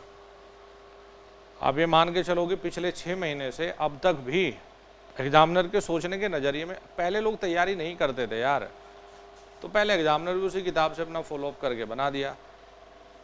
मैंने बताया तो था तुम्हें, सर्ज इम्पिडेंस तुम्हारी किसी किताब में नहीं लिखा होगा, तब भी तुम्हें TG2 में पेपर में पूछा जा चुका है सवाल। अब तो लिखाना पड़ेगा ना डायरेक्ट भाई। अब वो सिर्फ पढ़ के काम थोड़ा ही चल जाएगा कि रेजिस्टेंस गोल गोल घुमा होता है, ये पढ़ के काम नहीं चलेगा यार। अब उसकी एग्जाम की डिमांड भी नहीं रियली मैं बताऊं तो। अब एग्जाम में डिमांड किसकी है? माइका के 6 डॉट कैपेसिटर की, नया सा है ना और ईजी है, और खासकर ITI के बच्चों को पता होना चाहिए, क्योंकि लेबोरेटरी में सबसे ज़्यादा काम उसी का होता है। JEE वाले BTech वाले तो लाइब्रेरी में, ये लैब में जाते तक भी नहीं, लेकिन जो ठीक ठाक जगह से ITI करता है प्रॉपर, उसका लैब में बहुत काम होता है। कोई वैसे ही बनवाए अलग बात है, अगर जेन्युइन तरीके से कर रहा है तो लैब में काम करना भी पड़ता है, सीखना भी पड़ता है, उसके प्रैक्टिकल वगैरह अच्छे होते हैं, इसलिए प्रैक्टिकली नॉलेज ITI वाले को अच्छी होती है, बाइंडिंग करना सिखाना। कुछ टीचर तो होते भी हैं ऐसे, एक यहाँ इसमें निरंजनपुर में एक अध्यापक काफ़ी पुराने, पता नहीं अब रिटायर हो गए, तो वो बच्चों को बाइंडिंग वाइंडिंग करने भी सिखा देते हैं, बताते भी हैं, ऐसे मोटर को भरते हैं, ये अगर साउंड कर रहा है तो ये प्रॉब्लम है, उसे पूरा निकालेंगे, भरेंगे, सिखाएंगे, बनवाएंगे। लेकिन वही है कि बच्चा कितने दिलचस्पी के साथ कर रहा है, वो निर्भर करता है। चलो जी, अब पैरेलल वाले लिखो। देखो पैरेलल में एक बहुत बढ़िया चीज़ ये है कि इसमें फॉर्मूला थोड़ा सा उल्टा है।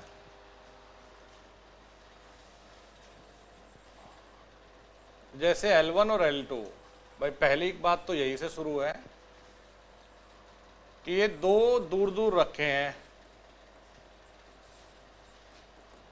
ठीक है भाई बच्चों, मतलब म्यूचुअल इंडक्टेंस नहीं है, ऊपर हेडिंग डाल लेना आप, समांतर क्रम है जी। तो आप रेजिस्टेंस को कैसे हल करते थे भाई बच्चों? अरे L1 L2 भाई, यही तो करते थे। अच्छा जी,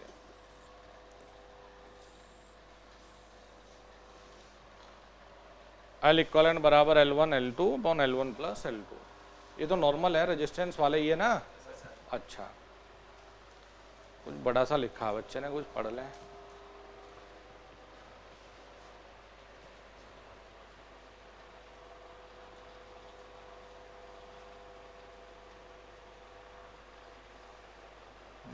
क्या बैल? लाउड स्पीकर में परमानेंट मैग्नेट होती है, हार्ड मैग्नेट। हाँ, तो हार्ड मैग्नेटिक मटेरियल की होती है ना।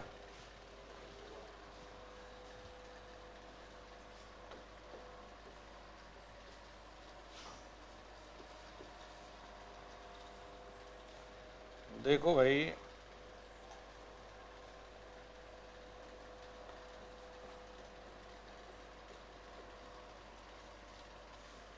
ये सब्ट्रैक्टिव कहोगे?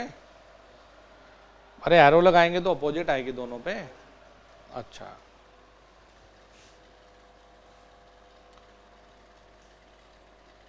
और बढ़िया, मैं तो दुआ करूंगा कि यही मुश्किल सा पेपर बने और ये चीज पूछ लें एग्जामिनर।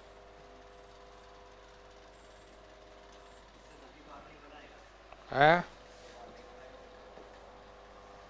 क्या बनाया? किसी ना किसी में तो फंसेंगे ही। अरे कोई सी शिफ्ट आएगा तो इसी में से। हद है यार, ऐसा होगा कि एक में यहां से देगा और दूसरे में मैकेनिकल से देगा बस। अरे किसी में रेजिस्टेंस निकालने मान कुछ और दे देगा, किसी में कुछ और दे देगा, सही। तो अब देखो यहाँ पे अपोजिट है, यहाँ पे सेम है, ये पहले इसलिए बनाया है कि इसमें देखो L इक्वलेंट, बेटा इसमें दो चीजें L1 L2 L1 plus L2,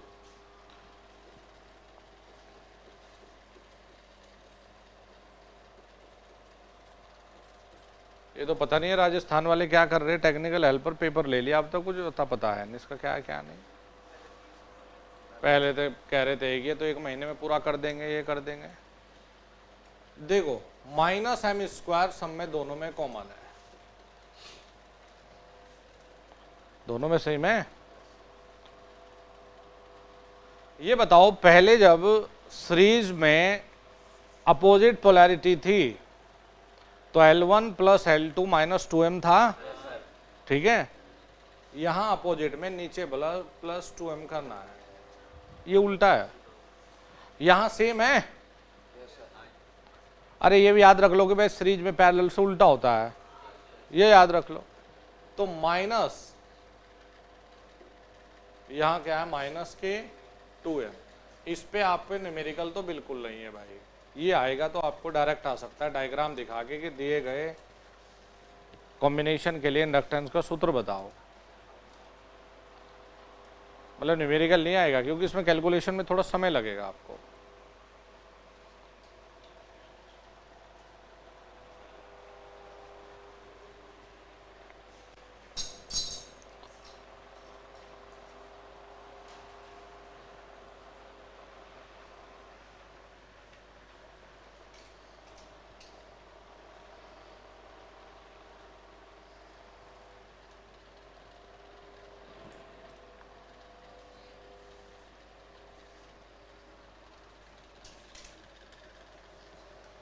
चलो यही लिख लो, 3 वाला क्या लिखाऊं, तुम्हारे लिए बहुत ज़्यादा हो जाएगा वो।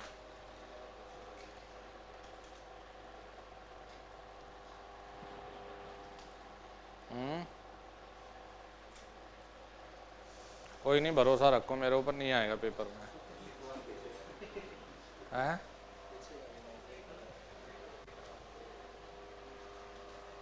सेम क्वेश्चन पूछा था यही। अरे नहीं आएगा, नहीं आएगा 3 वाला, टेंशन ना लो तुम।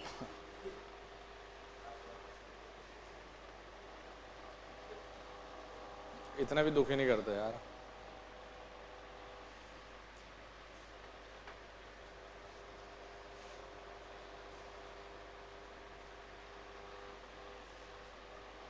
जुबैर राकेश, शादी कब है तेरी? नौकरी का शादी से क्या मतलब है? लालची है इसका मतलब तो। बढ़िया दहेज लपेटे, इतना पैसा लगाए तो कोई लड़की वाले से वसूलना जरूरी है, लगाए।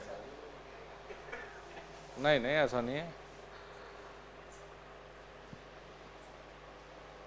आजकल बच्चे अरेंज मैरिज करते कहाँ, प्रेम प्रसंग चलते हैं तो प्रेम विवाह ही करते हैं। तो उसमें टैलेंट नहीं है। हाँ भाई, अरे रहने दे, वो बात वही कहते हैं जिसके पास गर्लफ्रेंड है कि मैं तो वही शादी करूंगा माता पिता जहाँ कहेंगे, ठीक है। तो ये कहानी मुझे मत समझा, नहीं तो जिसके पास है वो तो लड़ जाता है भाई, इसी से करूंगा चाहे गोलियां चल जाए। ले लू के भाग मत जाना भाई, कभी पढ़ाई लिखाई केस कोस पड़े पल्ले। मैं क्या जरूरत पड़ी, मैंने पॉलिटेक्निक ही नहीं कर रखी, मैं क्यों देता पेपर। यही का दिया है, कम से कम 10 इंटरव्यू भी दिए हैं, NPCIL में 3 महीने नौकरी भी की है, nuclear power corporation India limited में। मैंने एक दिन एक जर्नी सुनाई तो दी अपने तुम्हें, तो मैंने बताया तो था, एक ही दिन में उठ के थोड़ा आ गया मैं, बहुत चीज़ें की है यार। 2008 से इसी क्षेत्र में है, 1 साल तैयारी करी दिल्ली में, BHL, IOCL और DMRC से तो मेरा बहुत अच्छा रिश्ता रहा है। DMRC में तो इतनी बार इंटरव्यू दिया मैनेजमेंट ट्रेनी पोस्ट पे कि वो बेचारा इंटरव्यू वाले पहचानने लगे थे, तो बोलते भी थे कहीं वो ट्राई नहीं करते, मैंने करते तो है जी। जब इंटरव्यू के लिए क्वालिफाई होते तो आते भी हैं, लेकिन पोस्ट बहुत कम आती थी, 1-2। और कुछ मैंने अपने, कुछ लोग बोलते हैं कि सेटिंग होती है एग्ज़ाम में, लेकिन मैंने अपने सामने से देखी है। जैसे 3 पोस्ट थी, जब मैं 2011 में गया इंटरव्यू देने के लिए। एक लड़की रखी जानी थी और 2 लड़के। तो एक लड़का था योगेंद्र, बाद में से थोड़ी मेरी दोस्ती भी हो गई थी। तो जब इंटरव्यू दे रहे थे तो जो भी आ रहा हो उसके साथ, बढ़िया DMRC का एम्प्लॉय जो भी आ रहा हो उसके साथ हाथ मिला रहा, और भाई कैसी रही पार्टी, रात तो वहाँ थे, ये थे। मैंने कहा यार चक्कर क्या है, तुम्हारा क्या मैटर है? तो मैंने कहा तुम जॉब वॉब करते हो क्या? नहीं नहीं, कि अंदर जो इंटरव्यू चीफ है वो मेरे पिताजी है। मैं बोला यार हम तो बेकार ही आ गए यहाँ 1-2 हज़ार रुपये लगा के, एक तो तेरा सेटअप, फिर चलो उम्मीद थी, चलो ठीक है। फिर इंटरव्यू का जो टाइम था वो 4:30 तक था। 4:30 तक कोई लड़की नहीं आई इंटरव्यू देने के लिए। तो फिर और उम्मीदें बढ़ी, क्यों 10 लोग थे हम, 10 में से 3 रखे जाने थे। अब जब किस्मत में कोई चीज़ नहीं होती, 4:30 बजे हम लोग निकल रहे थे और एक लड़की बेचारी रोती आ रही कि मेरी ट्रेन लेट हो गई थी, इंटरव्यू लो। और फिर लिया इंटरव्यू उसका, और उसका लिस्ट में पहला ही नाम था। क्यों? एक ही लड़की आई थी और एक लड़की रिजर्वेशन के अकॉर्डिंग कंपलसरी थी रखनी। तो हम नहीं हुए वहाँ भी, लेकिन हमने वहाँ से भी हताश और निराश हुए नहीं, हम खुश हुए कि वो तो पहले और दूसरे, यार लिस्ट पे साइन ही तब होने थे जब उसका नाम होना था। अगर मेरे हाथ में कोई पावर होगी उसमें गलत भी कुछ नहीं यार, किसी ने तो मेहनत की है। अगर मेरे हाथ में कोई चीज़ होगी तो लेक्चर देने के लिए अजीब होता है, अलग चीज़ होती है कि भाई मैं परिवारवाद नहीं करूँगा, लेकिन मैं अपने बेटे को, भाई मेरा एक धर्म और भी तो है, पिता धर्म भी तो है। मैं अपने बेटे को अगर कहीं मेरे हाथ में पावर होगी तो मैं पीछे नहीं रहने दूंगा। ये एक नेचर नहीं है, ये होना भी चाहिए, सत्य है। अब किसी ने तो मेहनत की होगी, उसके पिताजी ने मेहनत की होगी, और अल्टीमेटली रिटर्न तो पास करके आया ही था यार। रिटर्न में कुछ ऐसी सेटिंग होती नहीं है। अब ये तो खैर हमारी फॉर्चुनेट या अनफॉर्चुनेट थे ना हम लोग, उसमें क्या, पता नहीं अब किसके लिए बने थे, अब पता नहीं भाई, अब चल रहा बढ़िया, अब उसमें क्या करें। नहीं ऐसा नहीं है, बहुत सब अपने अपने रोल अदा कर रहे हैं इस दुनिया में। आप ये कंपैरिजन और ये कर ही नहीं सकते दोस्त। सब अपने अपनी लाइफ को व्यवस्थित और अच्छे तरीके से जीवन यापन कर रहे हैं। और सर इस दुनिया में ये कुछ और नहीं है, तुम्हें थोड़ा सोचने की ज़रूरत है। ये तो एक बोलते हैं ना आडंबर मात्र है। सब अपना अपना रोल अदा कर रहे हैं इसमें, सब रोल अदा करेंगे, आते रहेंगे जाते रहेंगे, जन्म होते रहेंगे, सब अपना रोल अदा कर रहे हैं। सचिन क्रिकेट खेलता था तब भी इंडियन टीम थी, अब नहीं खेलता ये, बस। अभी जैसे बाल मुकुंद है, तो ये मत सोचो कि आज नहीं है, ये सोचो कि भाई मेहनत करते रहेंगे तो आज से 10 साल बाद कुछ अच्छा करेंगे, बस। इसीलिए ना कोई बेकार स्थिति में है, ना कोई बेस्ट स्थिति में है, सब अपने आप को एडजस्ट करके अपना आगे बढ़ रहे हैं, चल रहे हैं, और इसी में खुश भी रहना चाहिए। और हमेशा इंसान को बड़े से बड़ा सोचना भी चाहिए और उस तरफ कदम भी बढ़ाना चाहिए। अब जैसे NPCL में जब हुआ तो मैं वो सिर्फ मैंने इसलिए ज्वाइन की, उस समय मेरी कोई इच्छा नहीं थी। 2012 के लास्ट में वो सिर्फ मेरी माताजी की एक इच्छा ये थी कि चाहे कुछ भी हो, लेकिन जैसे गांव देहात में होता नहीं, लोग बाग चिढ़ के जल के बोल देते हैं कि कभी नौकरी नहीं लगेगी, तो मेरी माताजी की ये था कि चाहे तू 2 ही महीना कर, लेकिन तुझे करना जरूर है। इसलिए मैंने अरुणाचल प्रदेश जाके 3 महीने तक बहुत परेशान भी रहा, ज्वाइन भी किया। और मैं था और मेरे एक दोस्त था केसर मुजफ्फरनगर से, फिर हम दोनों ही छोड़ के आ गए थे, क्योंकि वहाँ पे लाइफ ऐसी थी बड़ी अजीब सी। तो किया ज़रूर है, वो भी इसलिए कि चलो ठीक है यार, माता जी की इच्छा थी तो करना है तो करना है। अदरवाइज इसके जस्ट बाद ही जब तैयारी एग्ज़ाम दिए, तो M.Tech के जस्ट बाद ही मेरी प्योर टीचिंग ही थी, और वही कर भी रहा था मैं, और अभी भी यही कर रहे हैं, आगे भी यही करते रहेंगे। आप जैसे पहले एक बार सेलेक्ट होते, अब ज़्यादा नहीं, लेकिन 5 से 6 हज़ार जेई है हिंदुस्तान में जो अलग अलग विद्यार्थी बैठे हुए हैं, तो ये चीज़ सोच के थोड़ा अच्छा फील आता है।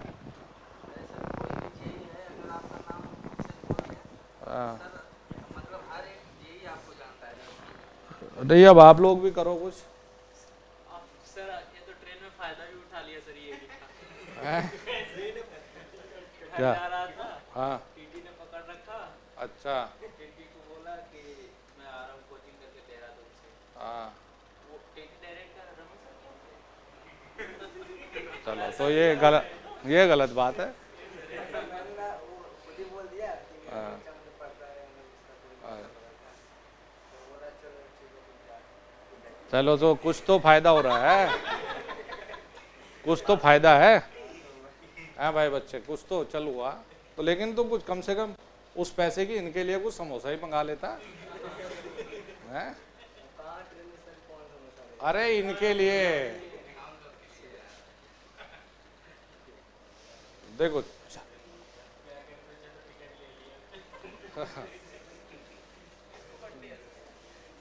किसका बर्थडे है? मेरा आज?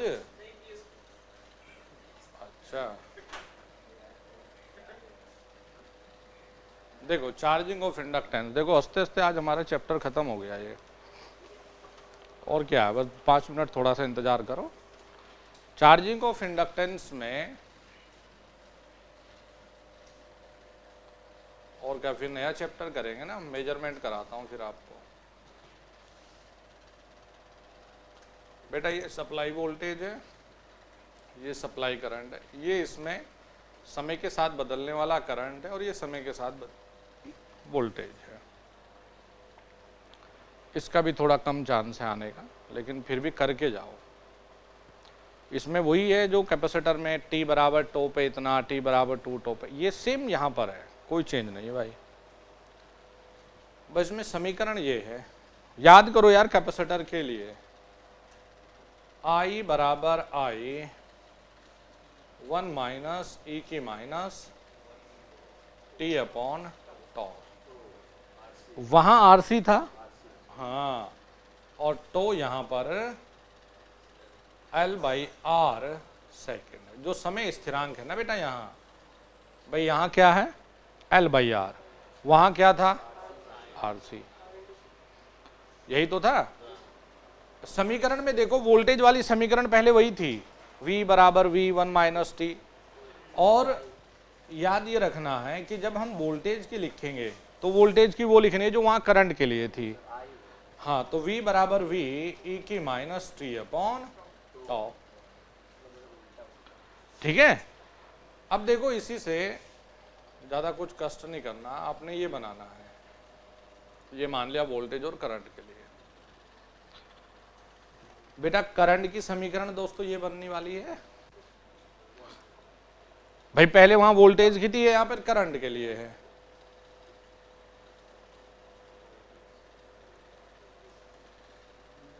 ठीक है भाई, और वोल्टेज यहां पर ये बनने वाली है। अच्छा जल्दी से बताओ कि ये यहां पर T बराबर 0 पर तो पूरा अनचार्ज है ना, अनावेशित मतलब अनचार्ज है। कभी आप सोचो इसमें आवेश है क्या?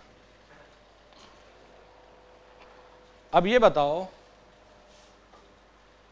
वोल्टेज है, करंट तो नहीं है, ओपन होगा, और यहां पर ये बिल्कुल सही बात शॉर्ट होगा। हो गया। अब एक चीज और लिख लो इसमें बेटा, T बराबर टो पर देखो करंट का मान 63.2% ऑफ I तक जाएगा, और वोल्टेज का मान 36.8% ऑफ V।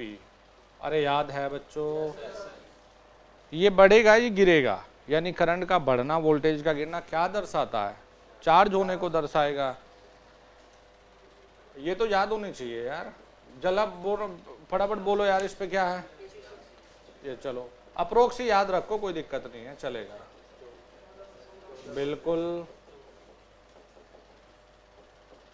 चलो T बराबर 3 टो पर याद करो, अरे वाह बढ़िया, 95% ऑफ I, ये करंट का मान बढ़ेगा और 5% ऑफ V गिरेगा, और T बराबर 4 टो पर बहुत बढ़िया 98% ऑफ I, ये बढ़ेगा और 2% ये भी, ये यहाँ तक घट जाएगा। याद है तो पुराना, मैंने कहा तो कोई मेहनत नहीं है इतनी। चलो जी, ये लिख ले यहाँ तक हैं, इसका फोटो खींच लो। ऑनलाइन वालों को तो कभी भी देख लेते हैं तो वीडियो।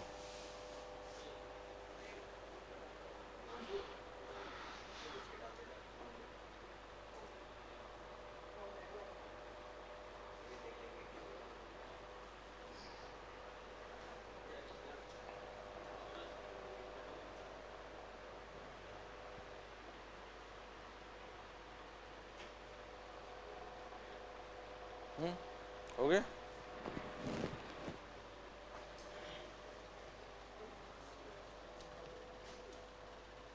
देखो जी, टी, अरे रुक जाओ थोड़ा सा, 5 टो पर करंट का मान कितना, 100% ऑफ आई, आई के बराबर ही है भाई, और वोल्टेज का मान 0।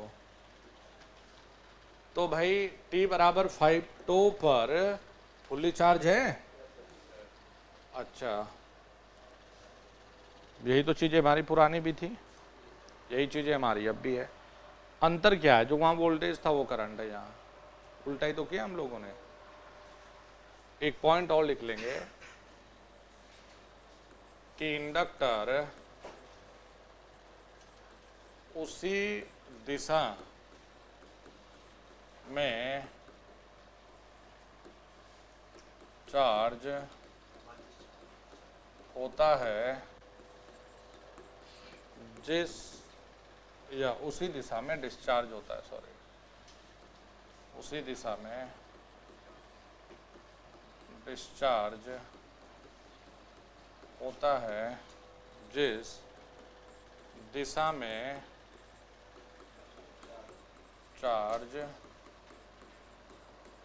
होता है। ठीक है, उसी दिशा में। इसमें तुम्हें डिस्चार्ज वाला लिखने की भी जरूरत नहीं है। फिर लिखेंगे ऊर्जा किसमें भाई, अब मैग्नेटिक फील्ड मतलब इंडक्टर ही तो है, तो 1/2 Li स्क्वायर और जूल। इंडक्टर में जो ऊर्जा संचित होता है वो क्या है, 1/2 Li स्क्वायर। चलो ये भी लिख लो, इंडक्टर में ऊर्जा मैग्नेटिक फील्ड में स्टोर होता है। ये लाइन के लिख लो भाई। जयप्रकाश जी, हमारे तो सारे लेक्चर पूरे हैं, अब तुम्हें क्या चाहिए भाई, तो हमें नहीं पता।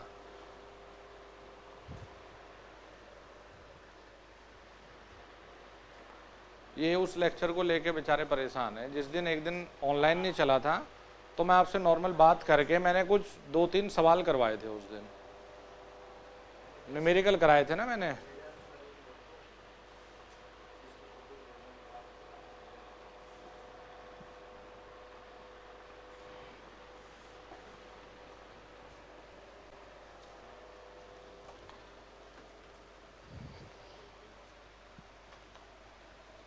चलो यहाँ से आगे कल